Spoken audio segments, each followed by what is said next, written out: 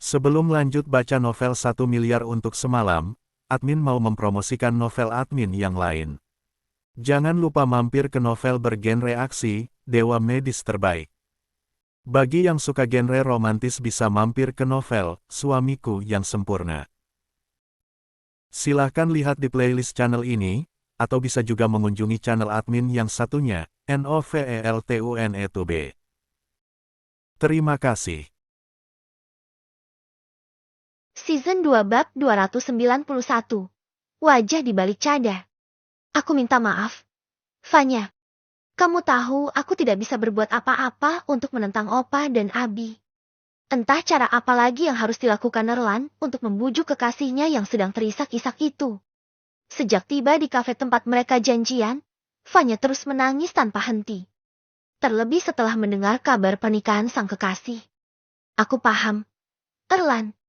Aku tidak menyalahkan kamu. Aku mengerti bahwa keluarga kamu tidak pernah menyukai aku. Karena itu mereka memilihkan gadis lain untuk kamu. Wanita itu menyeka air mata yang membasahi pipi.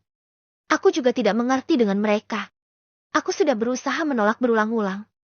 Tapi Abi, Umi dan Opa tidak peduli. Mereka tetap pada pendirian mereka. Tidak apa-apa. Jangan melawan mereka. Kalau kamu menentang terus, aku akan dipandang semakin buruk oleh keluarga kamu. Aku tidak apa-apa. Aku akan belajar ikhlas. Lagi pula, Amira adalah temanku. Teman macam apa dia? Seharusnya dia tidak menerima lamaran itu karena dia bersahabat dengan kamu. Jangan salahkan Amira.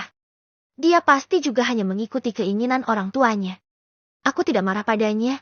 Aku hanya sedih karena dia menjauhiku. Dia itu pakaiannya saja yang tertutup.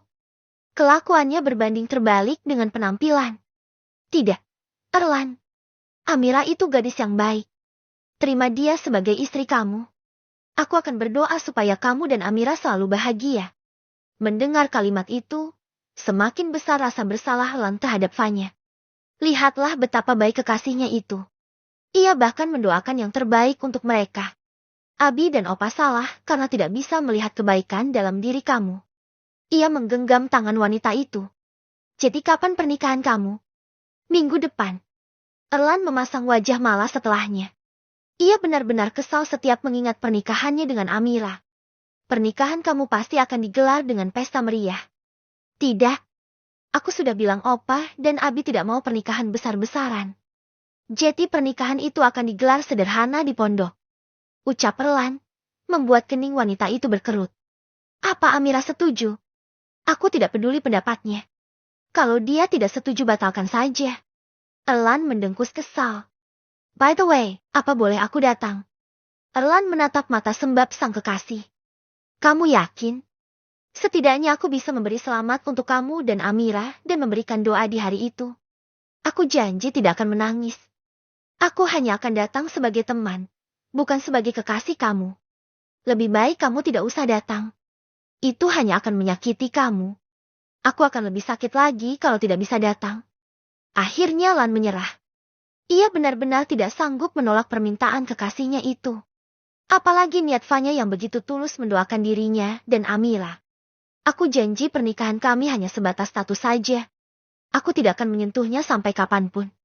Apa kamu sudah melihat wajah Amira? Gadis itu menatap kekasihnya dengan mata berkaca-kaca. Belum. Saat melamarnya, Ustadz Syah menawarkan untuk melihatnya. Katanya sebagai calon suami, aku berhak melihat wajahnya lebih dulu. Tapi, aku sama sekali tidak tertarik untuk melihatnya. Setelah melihat wajahnya, kamu pasti akan tertarik. Kamu berkata begitu hanya karena belum melihat wajahnya. Air matanya kembali berurai. Fanya yakin Erlan tidak akan mampu mengalihkan pandangan begitu melihat paras Amira. Sebagai sesama wanita, Fanya bahkan iri melihat wajah yang selalu tersembunyi di balik cadar tersebut. Sudah kubilang, aku sama sekali tidak tertarik untuk melihat wajahnya. Pembicaraan keduanya pun terhenti saat ponsel milik Erlan berdering. Lelaki itu segera menyambar benda pipi yang tergeletak di meja. Pada layar tertera nama Umi. Ini dari Umi. Ucap Erlan. Jawab aja, siapa tahu penting. Sebentar, ya. Tanpa menunggu, Erlan menggeser simbol hijau pada layar ponselnya. Assalamualaikum, Umi. Ucap pelan sesaat setelah panggilan terhubung. Waalaikumsalam. Kamu di mana? Nak. Aku di kafe sama teman. Umi. Kamu belum jalan ke butik? Kita kan ada fitting pakaian hari ini. Erlan mengatupkan bibir. Ia sampai lupa bahwa hari ini ada janjian dengan Umi Melati untuk ke butik dan melakukan fitting pakaian pengantinnya. Maaf, Umi. Aku lupa. Kamu bisa kemari sekarang, kan? Umi dan Amira sudah hampir 1 jam di sini. Sejenak, Erlan melirik Fanya seolah sedang meminta izin. Fanya yang mengerti dengan tatapan Erlan hanya menyahut dengan anggukan kepala. Menandai dirinya memberi izin untuk Erlan pergi. Iya, Umi. Bisa. Jawabnya malas. Ya sudah, Umi tunggu di sini. Assalamualaikum. Waalaikumsalam. Erlan menghembuskan napas panjang. Umi minta aku ke sana. Kamu beneran gak apa-apa? Ia hanya menyahut dengan senyuman diiringi gelengan kepala. Hal yang membuat Erlan benar-benar dipenuhi rasa kagum oleh sang kekasih. Aku minta maaf, Van. Tidak apa-apa. Aku mengerti posisi kamu. Sana pergi. Kasihan Umi kamu menunggu lama. Aku antar kamu pulang dulu. Tidak usah. Aku bisa pulang sendiri. Tolak Vanya. Aku antar. Ujar Erlan tanpa dapat ditawar lagi. Butuh 30 menit perjalanan bagi Erlan untuk tiba di sebuah butik ternama. Setelah sebelumnya mengantar Vanya pulang terlebih dulu. Kedatangannya langsung disambut ramah oleh para karyawan butik. Ia diantar menuju lantai atas, tempat Umi dan Amira berada. Begitu ia memasuki ruangan, Amira langsung menunduk, sementara Umi Melati menyambutnya dengan sedikit kesal. Kok lama banget kamu? Nak, tanya Umi. Macet di jalan, Umi. Jawabnya setengah berdusta, tanpa melirik Amira sama sekali. Ya sudah, cepat coba jasnya. Umi Melati menunjuk setelan jas yang menggantung di sudut ruangan. Erlan hanya mengangguk, lalu beranjak menuju sebuah ruangan. Bu, kebayanya juga sudah bisa dicoba sekarang. Seorang karyawati butik datang dengan membawa kebaya cantik berwarna putih. Baik Amira maupun Umi Melati begitu terpukau dengan keindahan kebaya tersebut. Seluruh bagiannya dipenuhi dengan kilauan payet dan kristal Swarovski. Wah, cantik sekali. Puji wanita itu. Ayo, Nak. Kita coba kebayanya di dalam. Iya, Umi. Amira mengikuti wanita itu menuju sebuah ruangan. Sejak tiba di tempat itu, ia benar-benar merasa malu dan rendah diri.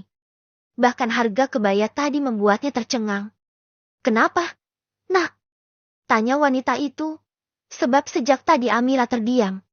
Apa sesuatu mengganggu pikiran kamu? Ia mengangguk pelan. Cerita sama Umi. Nak, apa yang mengganggu pikiran kamu? Ia mengajak wanita untuk duduk di sebuah sofa. Umi, saya benar-benar malu. Apa saya layak menjadi bagian dari keluarga ini? Sedangkan saya bukan siapa-siapa. Saya hanyalah seorang gadis yang tidak jelas asal-usulnya. Saya tidak memiliki nasab yang jelas. Ya Allah, Nak, kata siapa kamu tidak layak? Justru terkadang Umi merasa Erlan yang tidak layak untuk wanita sebaik kamu. Dalam hitungan detik, sepasang mata Amira dipenuhi cairan bening. Justru Umi sangat berterima kasih karena kamu bersedia menerima pinangan kami. Walaupun mungkin kamu belum mengenal Erlan dengan baik. Kami hanyalah orang tua yang menginginkan anaknya mendapatkan jodoh yang terbaik. Saya paham. Umi, jangan menangis, sayang. Insya Allah kamu dan Erlan bisa saling menerima dan melengkapi. Ia menyeka air mata yang menetes di ujung mata. Sekarang, coba kebayanya dulu. Yuk. Amira mengangguk pelan. Ia segera beranjak menuju sebuah kamar kecil untuk mengganti pakaiannya. Sementara Melati menunggu di depan sambil memainkan ponsel. Hingga beberapa menit berlalu, pintu ruang ganti terbuka dan memunculkan sosok Amira. Mata Melati bahkan tak berkedip saat melihat keanggunan wanita itu. Amira terlihat sangat berbeda dengan balutan kebaya putih tersebut. Wajahnya cantik bersinar meskipun tanpa polesan makeup. Melati masih terpaku memandangi wajah yang ia lihat untuk pertama kali. Matanya meneliti setiap bagian wajah. Mulai dari bulat wajah, mata dan hidung. Wajah Amira benar-benar mengingatkannya pada seseorang. Kenapa rasanya wajah ini tidak asing? Ucapnya dalam hati.